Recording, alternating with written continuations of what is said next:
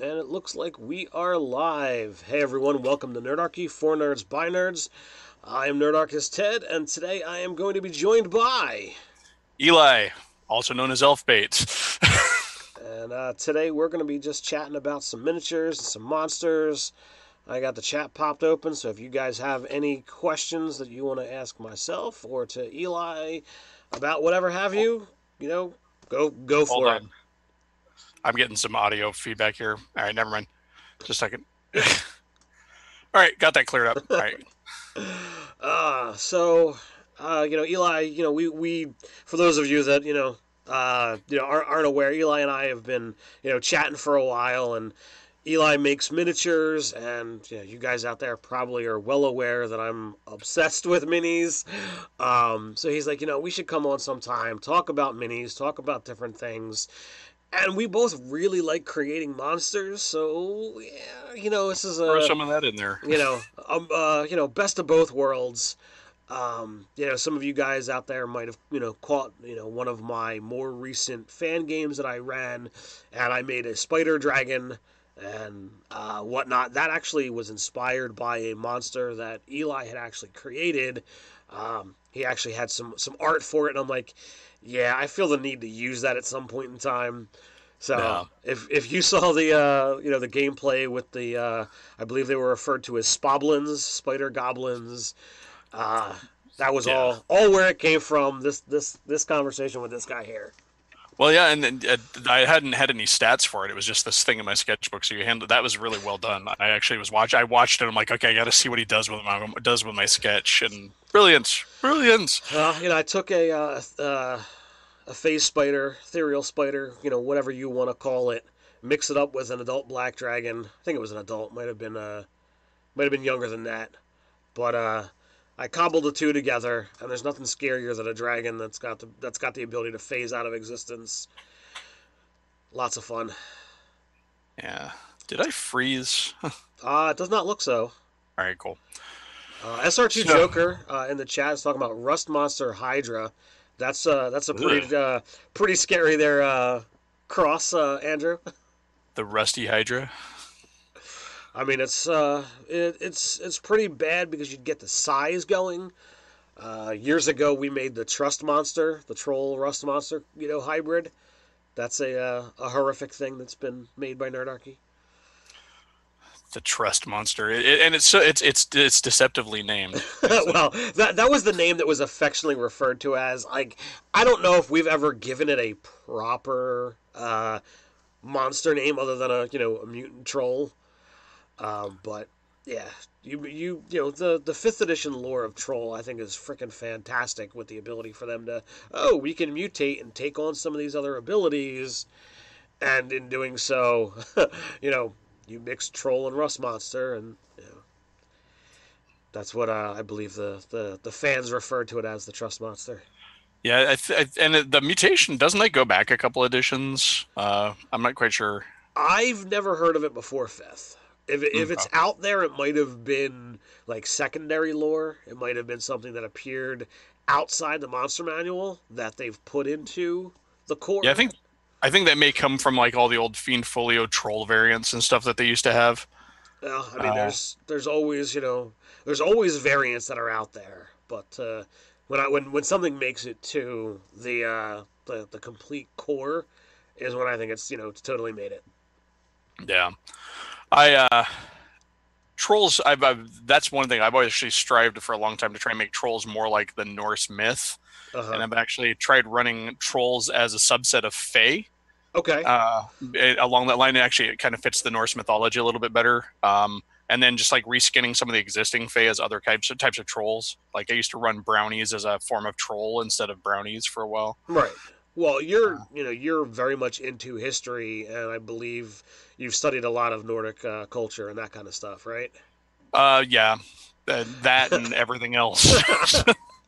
Well, I find like your inspiration as a GM or as a content creator is you're going to take it based off of the things that you care about and the things that you read, you study. Um, so if you're going to honestly look at, hey, I care about all this stuff here, then you're going to be like, well, how can I take inspiration? How can I make my world a nod to that. Oh yeah, and I mean I grew up on troll stories and the myth books and stuff, and even we had a Scandinavian exchange student in grade school. Oddly enough, I never thought of exchange students as a grade school thing, or maybe she just was new to the school, but she used to bring in all of her troll lore. So I think I was infected at an early age with troll inspiration. But yeah, I mean, hydras. It's funny to mention the rust hydra. Hydras are one of those monsters that you can just keep piling on, kind of like chimeras. Right. I mean, there's just any of those weird. The fact that they've blended the hydra with stuff in the past in D&D makes that easier too. So, I mean, we have over on the website the randomized chimera. I don't know if you happen to see that, but there's this whole that's really cool. there's this whole it's partnered with Chartopia so that you can randomly roll to determine what your chimera is, and you can either use that, pick the different things you want from the list, or random roll immediately to determine what exactly it is that you're going to get. And we did a video on it. There were some awesome creations that I wound up making, some pretty terrifying monsters if you ask me. Didn't you have one that had like toad parts or something like that? It's been a while, but I mean, Yeah. I think there was there was a rhino per aspect, there was a scorpion aspect. You could do all kinds of crazy stuff with it. So I those that and the random beholder are both really nice, really fun. yeah, the randomized beholder, like they took it to kind of a bit of absurdia, because it's like, all right, well, what kind of beholder might wind up getting access to, with their eye rays, like positive energy type stuff. It's like, oh, I've got an eye ray that does a cure for like 6 die 8. Holy crap, because it Cone of healing. yeah, the eye rays, it literally, they took the entire spell list, I think, and they said, randomize, and then it randomizes what level it's going to come out as. So like, oh, I've got an eye ray of wish. Well, holy crap, that's ridiculous. Now eye ray of thunder wave. Now I don't know whether they honestly did all of that, or whether they just took handfuls and they mixed some of the good with the bad. But there were some things that we created when we played around with it, and it's like, yeah, this takes a special kind of beholder to actually live with this kind of stuff, because they're not going to survive an encounter with other with other beholders. Like, they're not, like, no, we're going to kick your ass, and you don't have the spell power to make it happen. Yeah, with the one that I know you had mentioned that you made one that didn't have telekinesis. You're like, how does it manipulate stuff? It's gonna have to have minions. It can't be a loner beholder. Yeah, if you don't have telekinesis or mage hand, unless it makes mechanical arms. But then again, it still had to have somebody build them. Well, like, what happens? What if you gave it the eye ray of creation? There you go. Or maybe that wish you were talking about. I wish I had arms. Like, you could go in a lot of different ways, but other than flying, it's like, I can't manipulate anything. It's a door. I've got to literally blow it up or bash myself unconscious trying to get through it. No. Clearly we're talking monsters first, and we'll get to minis later.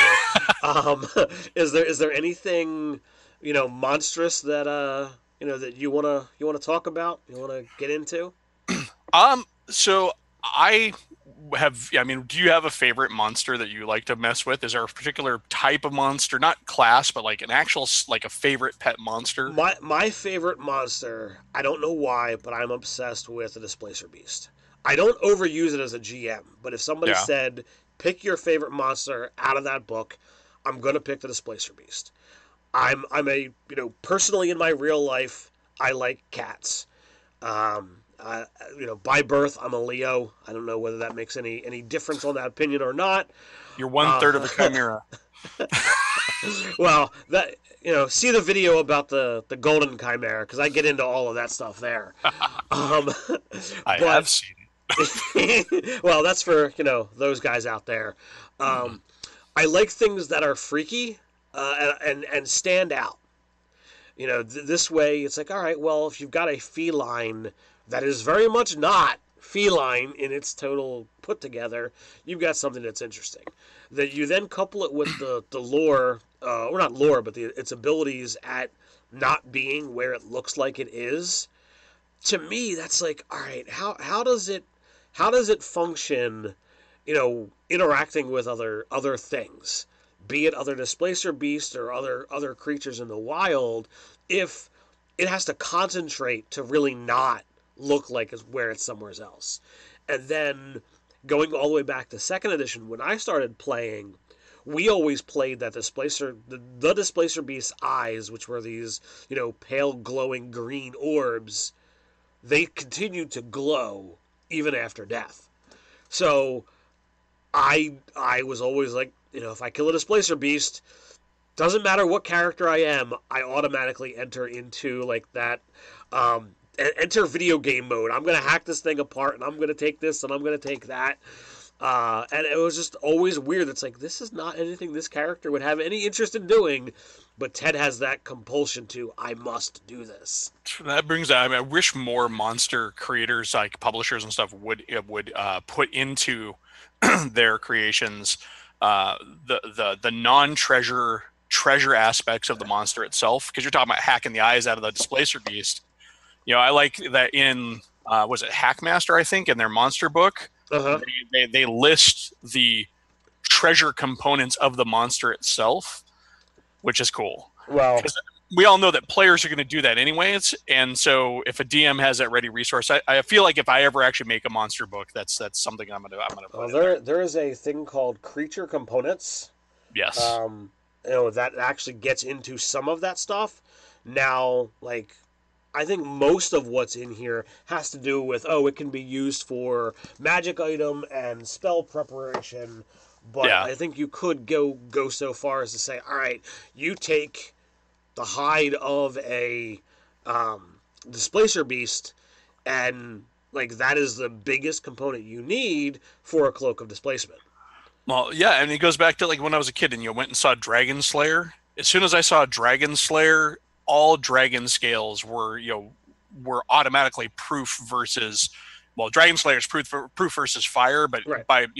So we would, our characters would start going around skinning red dragons and making suits of dragon scale mail out of them, so they'd be fire resistant. Didn't quite work for green dragons because, of course, gas goes anywhere.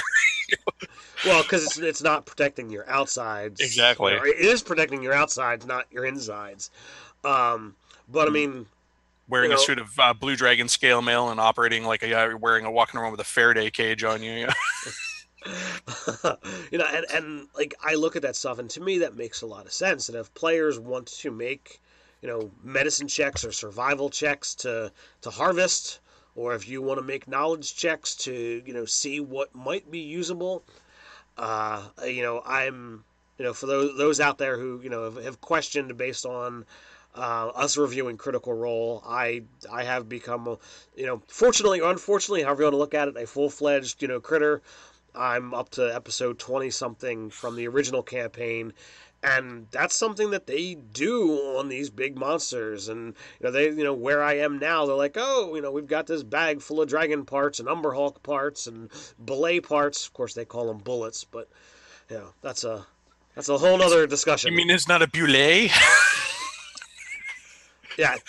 Bleats. I remember as a kid we used to call them Beleats.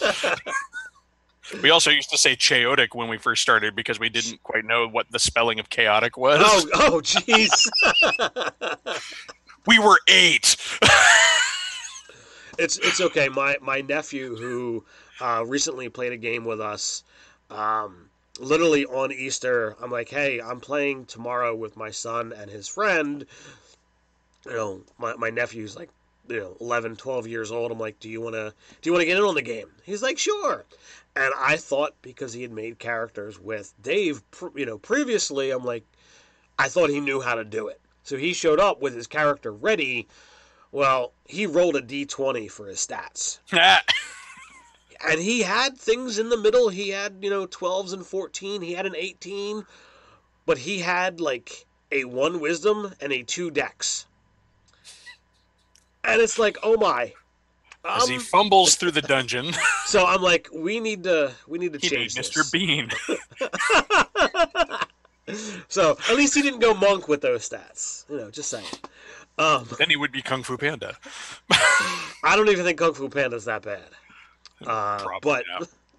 I'm like, no, I'm not. I'm not going with this. We're gonna change these stats. I'll let you keep the other stuff because they're actually pretty good. But we rolled and he got above a 10 in each, and he was happy with the change. But yeah, sometimes you gotta help the young kids out.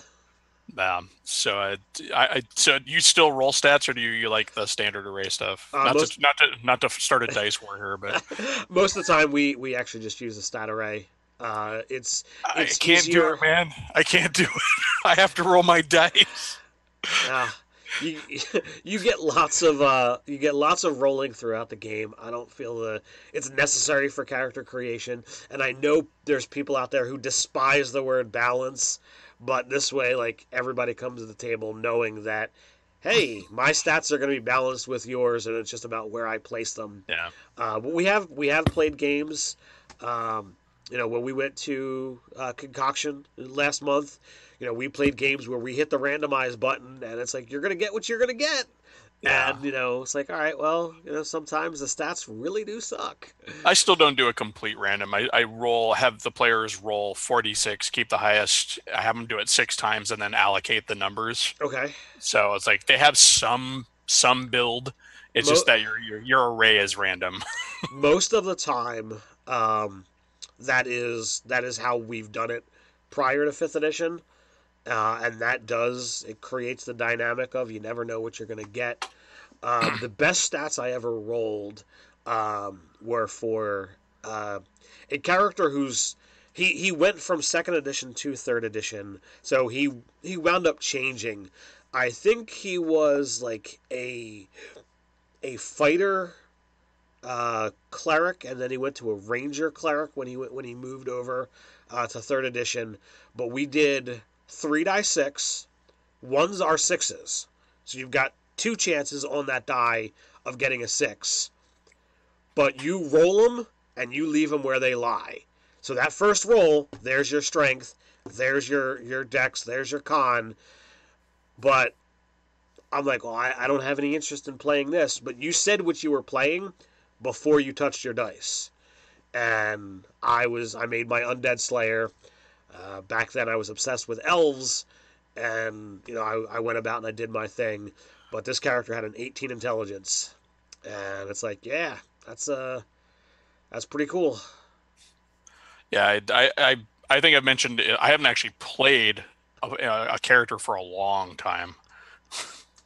I got to read this comment. Okay. SR2 Joker, which we love Andrew.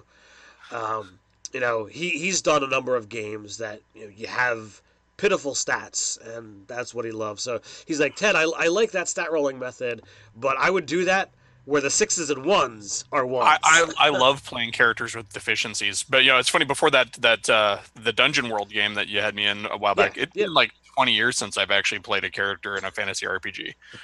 I prefer the other side of the screen. So I love DMing, and I'm always up for DMing, which is where the monster stuff comes in. So, but yeah, I love playing characters with deficiencies. Whether it's a low dex or a low strength. I love playing characters off type, like a wizard who's dumb, you know, or the bumbling rogue. So yeah, rolling stats has never been a problem. Maybe that comes from my old school D&D, where it's like I had no choice. Depending upon where you're drawing your inspiration from, or where that deficiency is, if you really have a DM that's going to embrace it and not destroy you for it, it's like, oh, you've got a negative wisdom, I'm going to dominate you all the time, I'm going to charm person you all the time, and I'm going to destroy the party because of that weakness. I have been blessed. I've never had a dick DM before. Mainly, I've played with friends in the past. So I think the closest I ever came was playing D&D with my cousin. But that's just cousins, not because he was a DM. I think it was just like, I'm gonna get you. But this is probably the coolest method that I'm seeing here. Cass says he rolls 2d6 plus 6. That gives you an 8 to 18 spread. If you still wanted to have a more random element, but you want some control, you want some, I would say that's actually a really cool method. I do like that. I may try that next time. I might as well. So thank you, Cass. That is a really awesome method. Yes, thank you, Cass. Consider your idea stolen. There's lots of people who are saying, 46 from 46 drop the lowest. Daniel is saying he does that, but anything below a 10 they reroll. I'm not so sure how I feel about that. Like the standard stat array gives you an 8. So it gives you something to work with as, okay, you have a deficiency. And I think there's something humbling about that. And if you want to take and put that into your race's prime stat so that everything is above board, there's no negatives, you're playing off type for your character because your most important stat is now your lowest. I think that's really cool. Let's see. There's a question from Nerder Doug.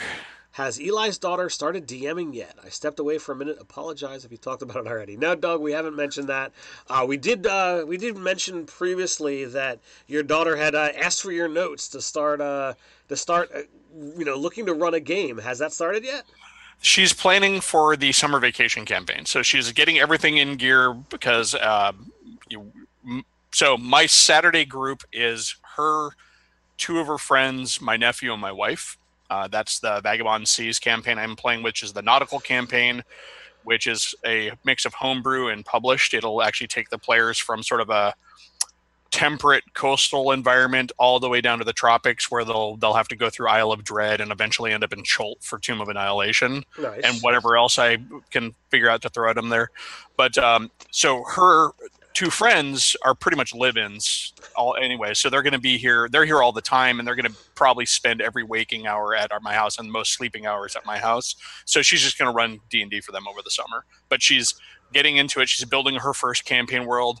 I have to say, it's like brings a tear to the eye. She's not wanting to go published or anything. She wants to homebrew it from the start, which is how I started. Yeah, I mean, my first quote-unquote homebrew type thing, I was a stupid teenager. I was 13, 14 years old, something like that. And like I didn't have a grasp of power levels and things, and the people that I was essentially I don't think I still do. Well, but to an extent, like the players I was running for, they were older than I am.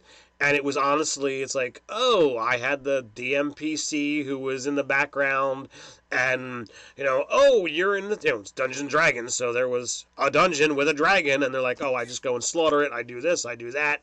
And dungeon, check. Dragon, check. So, like, there wasn't the whole, oh, let's have a tactical fight and let's roll for hits and damages and whatever have you. It just was like, oh man. So I know, like my first game was the Red Box. It was a chance encounter at a friend's house, and we played it completely wrong. We just opened up the map and went through it like a board game. And as we got to a room, both of us had a character we'd written up. We didn't really get the DM part, so we just open up the map and we're going through, and we're in room 5, and we flip through the book and find the description. Okay, there are 10 orcs here, all right, fight. And then we were like, afterwards we're kind of going through, we're like, oh, there's supposed to be a DM and he hides behind the screen, and for the longest time we'd actually do these short quickie dungeons with the dungeon geomorphs were out at the time. I would just remember the big books full of just blueprint map, and my friends and I would just stock them and run through them as combat simulators, just with our characters over and over and over. We'd sit there, come back from the weekend. So I stocked one of those geomorphs, and we'd go through and we just actually play through them as combat simulators for a while too, even when we weren't actually running campaigns. I guess it got in tune with the system really well, but monsters, not dying. So, in the comment, Rusted Man says, travel inside the dragon to slaughter the dungeon. There's probably an adventure there somewhere. I'm certain somebody has done something along those lines. You'd have to make a dragon that's, some kind of, ancient Celestial thing, dragon. celestial dragon, and somehow he swallowed a mimic that's been there a long time, and that's the dungeon. You get to the center of it and you realize it's the heart of the mimic, and you got to kill it, and it Coming tries out to next from Nerdarchy, the Dragon Dungeon. So that's how I would take that twist. But Oh yeah, that's a really cool idea. Um, you so, really mess with your players. well, I try to, as I've said many times, I try to take inspiration from wherever. I try to be, just as I'm, quick with a pun or a joke, I like to be quick on my feet when an idea, crosses my mind. Last weekend was not yesterday, but the weekend previous was Easter, and during the live chat, I'm like, hey, it's Easter. I want to do something Easter themed. My characters are 17th level. I'm kind of really stuck. So it was 2 o'clock, and I had no idea what I was doing several hours later. With these immensely powerful characters, and this is where I'm going to link it back to monsters. Is one of one of the people in the chat said, use the Ala Mirage out of the Tome of Annihilation, and I'm like, these are a challenge 0. How on earth am I going to use these things to threaten 17th level characters? Because it's a polymorphed ancient red dragon. No. So, one of the great things about Chimes of Discordia is it doesn't matter, unless you're underground. I have the power of chaos storms. They can show up whenever. They can show up, right over a place. They can be brewing for a while. And it has the ability to literally alter the landscape, alter what things are. And I'm like, I'm going to use the Ala Mirage. And I'm going to transform some of them. And I'm going to play with the whole bunnies and eggs theme of what's going on. So this is a bit of spoilers for you guys if you're watching my game, because I doubt Dave has managed to get this session up yet. But I had a gnome that came in that had imported a bunch of these little horned bunnies, and when Ryan goes back to his mayor's desk and he starts reading through, one of the things that he found was odd was, this gnome has got a whole bunch of weird creatures. And, so there was a little bit of preface of, this thing being there. So I took these bunnies, and I had one grow to immense proportions. So it was like 20 foot tall. And I had, them, wherever they moved, if they interacted with living things or with magic, I would roll on the Sorcerer Wild Magic table. So all kinds of crazy effects were going off as a bleed off from the Chaos Storm. But I took some of the other bunnies and I imbued them with necrotic energy. So they were still tiny. They were still this big. Necro bunnies. They were necro bunnies, and they were causing necrotic damage. They were causing exhaustion levels. So you get into that kind of stuff, and it's like, forget damage. Damage can just be healed away. But short of really powerful magic, you got to spend a day to get, an exhaustion level removed. That's rough. So it is. It's funny you kind of segue into a really common way. One of the things I like to do a lot with monsters is just simply change damage types and adjectives, or the nature, not just changing the damage. Like one of the monsters that made my party cringe the most in one of my 3rd edition campaigns is I created this creature called a Necrolisk, which is like a basilisk, except for its death oriented. I mean, it had a bite that would cause damage that would start necrossing the flesh and stuff, and they had them pinned inside their Lehman's tiny hut for a while. But it basically curled up on the roof and waited for them. But you can do a lot with monsters simply by shifting damage types or theme. And now did never, you have? Oh, good. Did you have the Necrolisk? Did it cause damage if you locked gaze with it, or was it only in its bite? It was a bite monster. I thought having like a killer sight. First of all, that's called a Blindheim, but or an eye killer. But so there's already a monster for that. But yeah, that's the other thing. I mean, just because there's already a monster that does something, don't feel like you can't create another monster that does that, because your players might be expecting a Blindheim or an eye killer if you go back far enough in D&D and know what those things are. But but they may not expect a basilisk-looking thing to suddenly eye kill them. I decided not to because they were kind of low level, so I thought having distance kill would be bad. But yeah, the other thing too is don't ever sell short just the change of a name. When you're doing monsters, think of that. People don't go around going, they might go around saying, and there was a giant frog in the mountains. Why is there a giant frog in the mountains? Who knows? Right. But if you, like in one game I ran, the party comes to town and the town is talking about the Gullag keeps eating all their goats.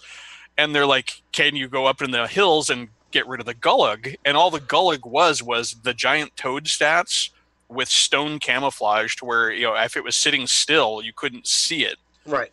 And so, but statistically, it was just a giant toad, but you give it a name, you give it a mythos, and suddenly the players will fill in a lot of blanks. And as a DM, you're not having to do much of anything. Nerdarchy is a huge proponent of reskinning monsters. You have a stat set. Go ahead and use it as something else, and describe it visually. I've used that tactic, many times. It's easy to do on the fly too. That's the nice thing about it. Because you can honestly say, all right, well, I want to use a troll for an encounter, but a troll doesn't fit this theme. So, like when I was at Concoction, I ran my my Haunted Mansion game. It's kind of one of my one of the things that I've built. Really happy with what it is. It's kind of sort of loosely based on Betrayal at House on the Hill. For some reason, you're inside this place, you get stuck, you got to find your way out. Every time I run it, I use a different theme. Yeah. Well, this time I ran it with plants. Well, players were 5th level. After a whole bunch of encounters, to soften them up, a troll's going to be pretty hard work. But I can't use a troll in, a house full of plants. But I can take a plant and just give it the stats of a troll. Yeah, it's really strong. Yeah, it's got, whatever have you. And because of the nature-based area, it's drawing nutrients from the ground, closing its, viney wounds. No problem. Oh, yeah. Done and done. And what do you know? Fire or acid will make it stop. Makes sense. Recently I even kind of rethemed a Nerdarchy monster in one of my games I ran the Boozoozes. Okay. And in mine, they worked statistically identical to regular Boozoos, but then I had their origin that the party really never discovered the origin because they were too busy fighting them and it was more of a chance encounter. It's not like you're like, we've beat the monster, let's go to the library. But in this case, they were spontaneously generated by several members. So they're in a dungeon. There was these casks of ale that had been knocked open. The floor of the room was covered in ale, and it was like really volatile. It had gone sour, and something wasn't right. The dwarf in the party, who is a drunk and a dwarf, figured out by sniffing the air that we got to be careful, extinguish all fires, blah blah blah. So they get in there and they're getting attacked with the Boozoozes, but then these zombies come shambling out of the casks, and they're just dripping, and they're draped in like the rotted raiments of merchants, gold and finery. And we got some Edgar Allan entombed alive in this these casks, and the Boozoozes were rethemed as being generated from their hate and stuff getting into the ale that they had been embalmed and entombed in. And so, you can do that too. Now, if it really came down to it, could it have changed how the game worked? But but no, it didn't. It was just Boozoozes, and they're nasty, by the way. They're a lot of fun. I've seen some other people put some stats out there. Making there's it one more... that's challenge rating 6. Yeah. I did see that one. Ours is a 2. It's designed as a low level encounter to kind of be able to get your tavern encounter going. We did create an Well, they, encounter that's designed with pixies and boozoozes, and that's a pretty hearty laugh because you get to have the hilarity of invisible pixies casting these effects on people while they're sitting there getting drunk. yeah, it was a pretty effective monster. And I think like it's nice that you have the three different layers because you have like the ale is only like a challenge 1/2 or something like Hmm. that. Yeah, Or 1/4 or something to that effect. And then the wine is like 1/2, and I think the spirits goes up to a 1 or a 2 or something like that. I I can't believe the remember. two is the big one. Yeah, the spirits one. But so yeah, reskinning, renaming, changing effects. That's the short list of the quickie stuff. Like I think I shared the Hagborn goblins with you Hmm. that one time, and they're just a standard goblin. They've just been given the sleep arrow ability of the sprite, I think it is, and they're magic resistant because they're part Fey. So they were sort of inspired by the goblins from Legend, but Well, I mean, you Wix and can crew. do any of these great things. Like, oh, I want to use this monster, but I want to give him some more abilities. Okay, well, do you have just cause to give him? Oh, well, he's working with this mage. Okay, well, Yeah, they've inscribed on him some magic power, whether it be a tattoo, whether it be a spell, whether it be an item, whether it be something that the dragon used power and bestowed upon him abilities. Like, I do these kind of things all the time because it's necessary. I almost never want to use a monster straight out of the book because I want my players guessing. I want my players expecting that, hey, here's this goblin and it did thing. Well, holy crap, that shouldn't have happened or that shouldn't have worked or whatever, and sometimes it did. So during the siege of Gryffindor, which should be up there, they fought a purple worm. Purple worm totally burrowed right up against the wall where they were standing, and it sat there and fought them. It yeah, was at a little bit of a disadvantage because I wasn't gonna totally screw over the town and have it just, oh, let me make a tunnel and have all the orcs rush in, you know um, but it sat there and fought them. But right there on this thing's, I don't know whether you would call a purple worm having a forehead or not, but the closest thing to its forehead had the rune of Narcissus on it. Well, it gave it more hit points, it gave him bonuses to hit, and it became a much more threatening monster because it was hitting with just about every single attack. And when you remove the randomness out of it, that tends to make something that much more deadly, and that's what I was looking for. Now, I wouldn't be going and adding a massive bonus to hit on monsters all over the place without any kind of reason, but this thing was supposed to get rid of these major defenders of the wall so that the army could swarm. It failed, but it hurt a lot. exactly. I mean, and of course, your monsters may go splat, and they may make your character. I mean, my Saturday game, we had the same character almost die twice in one session. It was horrible. Well, part of that is in my Vagabond Seas game, there are guns. They've got muskets and pistols, and at low levels, that's just horrible. It's like you've taken a pistol shot, 1d10 piercing. Oh my god! But Yeah, no, D10 at range can be horrific at low levels. well, my players were silly enough, and they went ahead and they did 2 raids on one ship in the same night. They'd gone there earlier, ended up murdering the captain and the guy who was on watch. Um, I have a thief that passed like 10 stealth rolls, tiptoeing around the captain's quarters, and it's only as she's leaving that he wakes up, and then she ends up gutting it, like slitting his throat. Uh, so then they go back to they go back to shore. They regroup, and like a couple hours later, come back.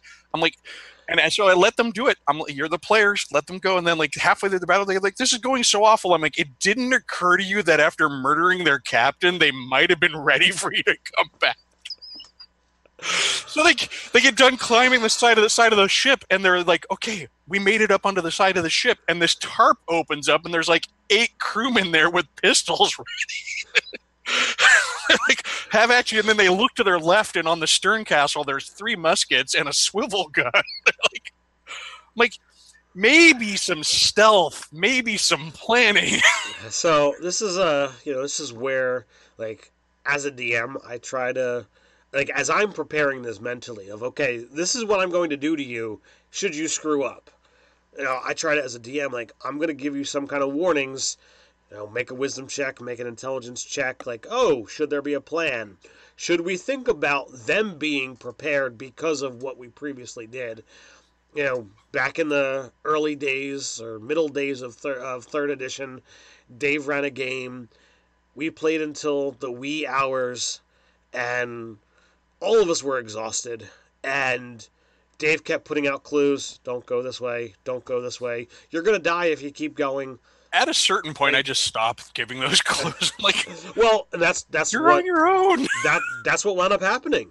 Dave gave the clues. We ignored him, and we died. I know that we were on a forest path. There were 3 players. The campaign ended. I took my character who was a swashbuckler, and he's got a line through the character sheet that, written below it, it says deceased. And, like, that kind of stuff happens, and you gotta deal with it. Yeah. So, do we want to talk minis now? Absolutely. We can get into minis. Now I know, was it Loud Ninja Games? Is that what you got? Loud Ninja Games. That's my label. I call it a label because it's not so much a company on its own. I actually I sell my stuff through Alternative Armies, which is a wonderful company over in Scotland who serves the world. And so, I mean, they can get stuff to you in the U.S. within about a week's time, and at shipping comparable to. It is actually, pretty fast shipping. I actually did place an order with them. Some of your stuff as well as others, and it showed up. They have a lot quick. Of old ranges too, which is nice. If you like classic miniatures, they've got some of the old Asgard stuff, and so it's pretty cool. But no, so yeah, I Loud Ninja Games is my miniatures label. If I ever actually get big enough to go as a legit company on it, it'll probably, it was actually a company at one point, but I'm like, I'm not actually doing any business, so why am I paying for, like, business license and everything? So I'm actually just sculpting mainly, a line of my own that's under Alternative Armies. But it's mostly sci-fi miniatures because that's where my miniature gaming orients a little bit more towards science fiction.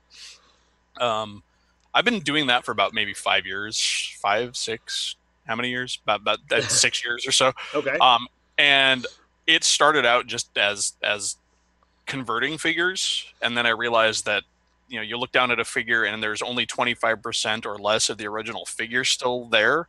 And I've sculpted everything else. I'm like, well, maybe I should try this. And so I started throwing some stuff out. The other thing too is Loud Ninja Game is not all sculpted by me. I mean, as you know, I have 3 ranges on there that were contracted by or other sculptors. I'm not one of those guys who's like, it's only going to be my stuff. I mean, if I've got the money or I can run a Kickstarter to get a vision out there, that's what I did. So the first one I ever ran was the Chewok. That's my Space Raptors.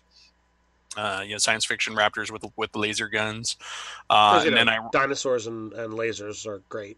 I had 5 miniature companies tell me that wouldn't sell before I actually decided to make it myself. So when I decided to make my own miniature company and I came down to figuring out my first product, I'm like, I'm going to do freaking dinosaurs with lasers. Okay, well, they clearly have not done their research, because if you go back to the 80s, there was the Dino Riders, and they were completely successful toys.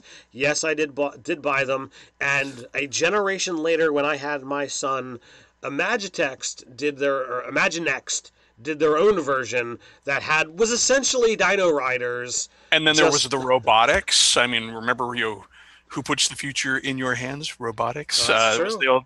They did robot dinosaurs. Zoids are dinosaurs with lasers. Terrible Thunder Lizards. That was dinosaurs with guns. Cardboard Fortress. He asked green, brown, or gray stuff. That's actually the answer to green, brown, or gray stuff. Depends on what you're doing. Different putties have different qualities, and they are used for different purposes. Green stuff is the general all-purpose. The gray stuff, if you're talking about, say, Procreate, is a product that was specifically made for miniature sculpting. It has less. Oh, good. I think you need to have you're going to have a serious problem if your tools and components start procreating. It's called Procreate, 2 words. But so Procreate was made. That's the gray stuff most people talk about, and that was specifically designed for sculpting. It has less memory, which is kind of the elasticity, and than green stuff. It also has less tackiness to it, so it can be a little tricky to work with. And brown stuff is really your go-to for hard edge tech. The brown stuff can be sanded. It can be cut with a sharp edge. So you'll often see some miniatures sculpted with multiple colors of putty.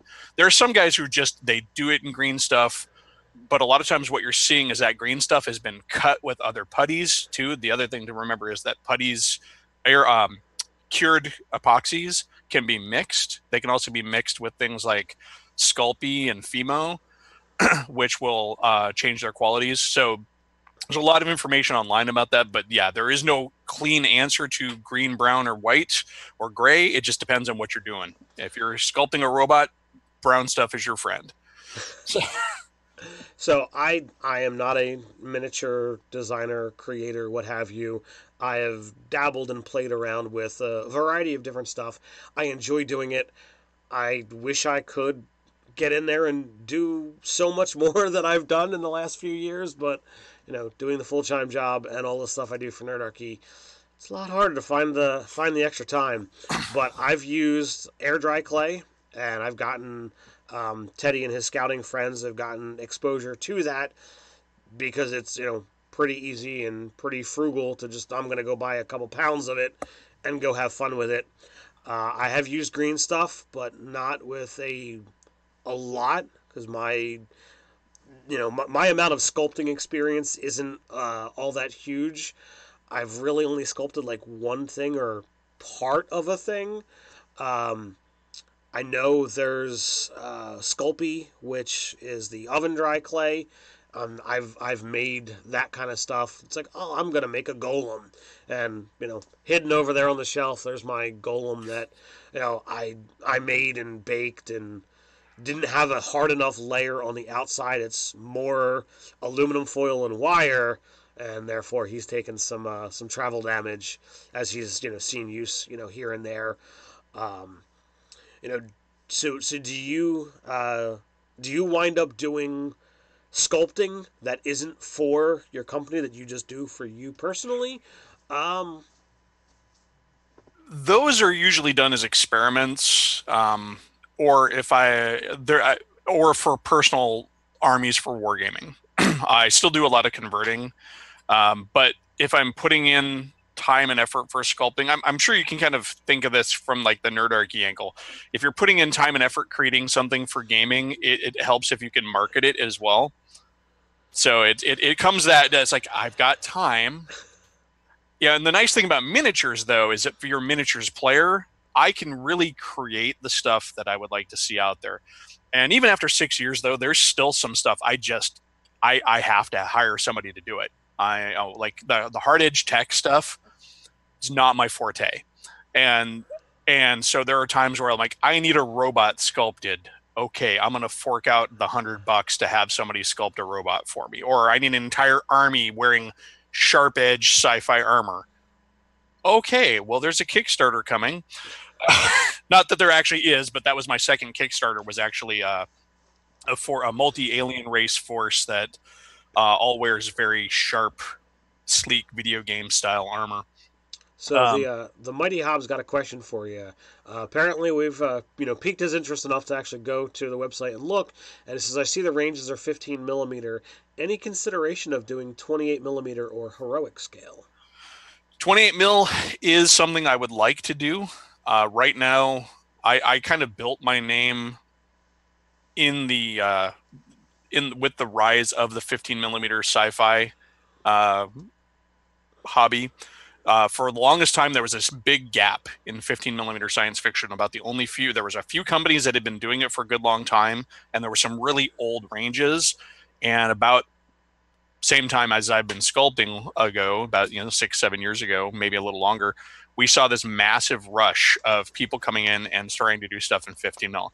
As far as doing 28 millimeter, I would like to do 28 millimeter, but that there's a lot of work that goes into every sculpt, and that work is multiplied by 28, and 28 is a hugely flooded market right now because it's the go-to scale. So I would love to do 28. There are some projects that just are not going to work in 15 millimeter. If you're building if you want to do miniatures of very characterful miniatures, 15 mil can do it, but it's not its specialty. 15 millimeter is for getting mid-range forces on the board and still have some real estate left to move, so you don't end up with a parking lot like a lot of those big war games you see out there with the 28 mil figures, where sure, it all looks pretty, but it has nowhere to move. And tactical games are so much about movement, and very often you're robbed of that movement by just how many figures are on the board. Cardboard Fortress had a question earlier back about wire armatures. Yes, armatures are a thing. If you're producing for manufacture, especially, absolutely build a wire armature under your figure. You got to give the putty something to hang on. And while you could sculpt a putty frame, if that's going to go into a mold, most molding is done through vulcanized rubber molds or synthetic rubber molds, and silicone molds. But in either case, they're under a massive amount of heat and pressure when they get pressed. And if you don't have a frame in there, a lot of time your green will come apart. Greens seldom, the greens that when you're sculpting they call them greens, but the greens seldom survive the molding process. It's thousands of pounds of pressure and heat, and I have some that have made it through, and I'm like, these things must have been made so well, because the other thing too is when you're making miniatures, consider shrinkage. When you're actually getting them mold, when it goes from the sculpt to the prep to the mold, you're losing about anywhere from 10 to 20% of its overall size. Oh wow, I was not aware of that. And then there's additional shrinkage when you're dealing with metal sculpts because of cooling. Your metal expands a bit. So the stuff that I've got from yours is primarily metal. Is there a reason why you've chosen to go that over plastic? Part of it's going to go with who you're dealing with. Also, the production for things. Different production methods are better for things. A few vehicles I have in my line are resin bodies with metal details. Okay. Plastic, like injection molded plastic, is way outside of the range for the common man, because each of your molds is a cut steel injection mold, your setup for a range is like $10,000. Wow. So when Reaper Bones is cranking that stuff out, and you're like, they made $4 million and they spent it. Well, I mean, you and I have had this conversation before about Bones and about what they do, and legitimately, for those of you guys out there who are into that line of stuff, they use that money to make the molds and to keep their company going. They're not walking away with $3 or $4 million worth of profit. That's the word I'm looking for. Yeah. And sitting up on their high horse.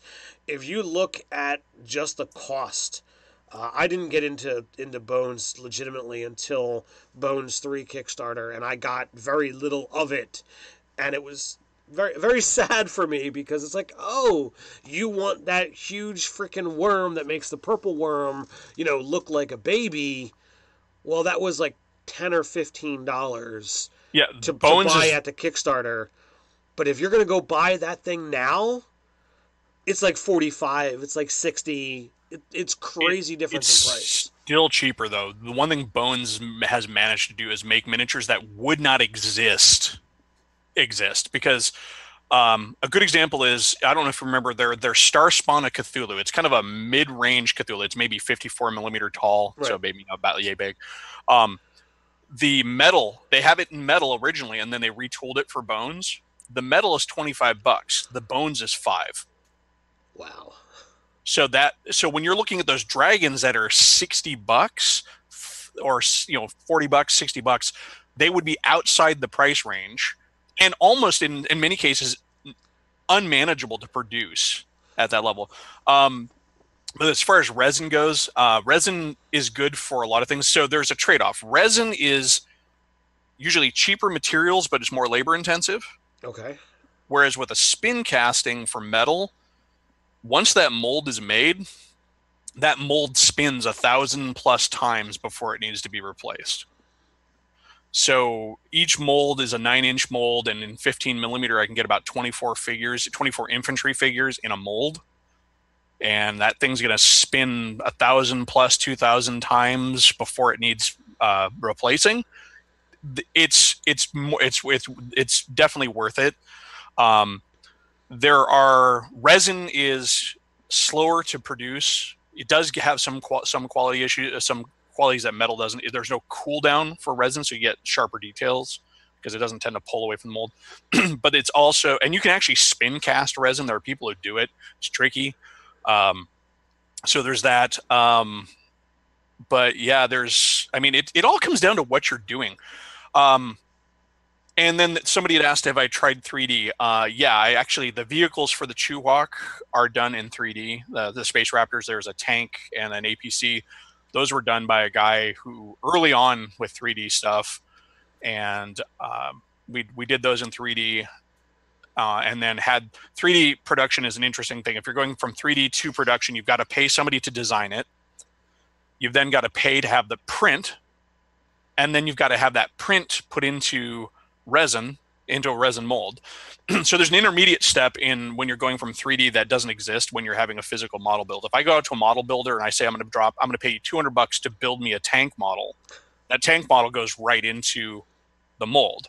If I have somebody if I pay somebody $200 to design a tank model in 3D, I then have to pay another guy, for a prototype, an actual high-end 3D print. Most of this stuff can't be done with like desktop print. And I'm going to pay a guy to do it. I'm going to pay him to finish it. That's going to be another $100 that if I had a physical model, I wouldn't have to do. So there's actually it's really comes down to what you're going to do. If you're going to do a project that's going to have a lot of the same parts, invest in dollies and bits up front. That the dolly being like a half sculpted miniature where 80% of it is done. And then all you're actually doing is doing the final weapon load, maybe some kit in the sculpt. You cast up 25 of those rather than sculpting everyone from scratch. So it'll take a $1,200 project down to $600. Nice. So we do have another question. Actually, a couple questions here in the chat. You've already answered the one about doing 3D. What's your favorite war game? And they said they're not Cardboard Fortresses. Doesn't know anything about 15 millimeter games. Favorite war game right now is really up in flux. The wargaming community in my local area is basically Games Workshop or Privateer or X-Wing, or you don't play. And I don't play any of those. So I used to do Warhammer. I've been a miniatures guy as long as I've been an RPGer. And we actually wrote up our own war games rules back in the day. I played 40K forever. I played fantasy forever. And then I stopped. I got out of 40K at about 4th edition. And they're up to what, 9th, 8th? I can't I don't even know. Yeah, I can't. So if you're looking for 15 millimeter systems, there are a couple I can suggest. There's one called Tomorrow's War, which is written based off of a really good set of modern, I guess it's kind of hard to use the term historicals, but modern combat rules for Afghanistan, Vietnam, World War II stuff, rules for that. But they sci-fi that. So Tomorrow's War is good. Or if you really like a build your own, and you have actually, if you've ever played War Machine, a good game to check out would be a game called Grunts 15. Grunts 15 millimeter. It's Grunts with a Z at the end. It is actually a build your own troop types, so you can it uses no specific range. That's one reason I like 15 millimeter. The 15 millimeter sci-fi community came up with it's rules agnostic. It doesn't have any rules set attached to it, so it was really like I like figures from that company and that company and that company, and all of those form my mercenary unit. And my mercenary unit exists only in my brain and on paper where I put it. And Grunts is good for that because Grunts will sit there and say, I'm going to build an infantry trooper, and here's all the things I can do. And there are actually 2 apps for building troops for it too, which will actually go so far as to let you import art and even print out a nice card for you. So that's a good one to use. But there are lots of them and a lot of free rule systems for 15 millimeter and war games in general. There's actually a website, I think it's called freewargames.com or whatever, but it's not bootlegs. It's people who have cobbled together, everything from a 3-page war games rule set to, clones of existing systems or things that have been inspired by existing systems, and you can download them. There's a miniatures game for everything. If you like kaiju, there's a game called Monster Island where you build your own kaiju and fight other kaiju. And if you don't want to play a kaiju, they even have rules for building the human forces opposing the kaiju. And so, there's something out there for everything. That sounds like fun. It's fun. The Mighty Hob wants to know, would you be open to doing commissions for a 28 millimeter figure? I am not currently open for commissions, and that is because my real life doesn't afford me the ability to keep to anybody's schedule but my own. So I do apologize for that. But someday, maybe after I can quit my day job and become a retired man who does nothing but sit there and push putty and write game supplements, then maybe. But right now, it's just not something I can manage. I've had a couple of people approach me. I've even actually taken on one commission and had to give the deposit back because I'm like, look, I can't do it. I'll even give you what I've managed to get done, but and I got to be realistic with that. I mean, I sculpt woefully slow for my own company. I actually market as more of a boutique company where it's actually when I first had when I had a website for it, it was advertised as a small boutique miniatures company where I would basically make stuff as it occurred to me, as I had the time for it.